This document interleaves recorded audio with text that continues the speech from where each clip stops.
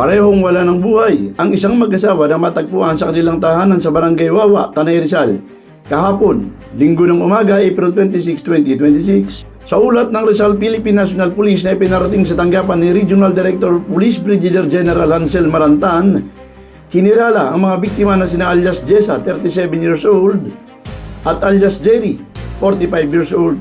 Ang biktimang si Jen ay natagpuang naliligaw sa sariling dugo habang nakahandusay sa kanilang kama, habang si Mike ay natagpuan na wala ring buhay matapos ang manong magbigti gamit ang isang nylon cord sa loob din ng naturang silid.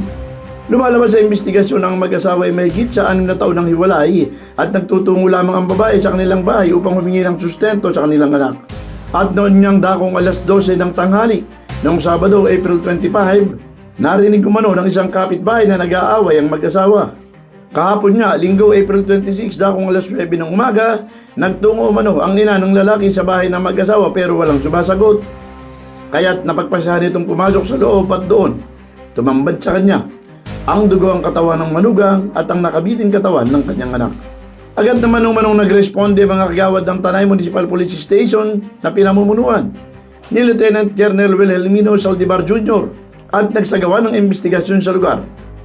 Agad rin ito itinawag sa Scene of the Crime Operatives ng Rizal Philippine National Police.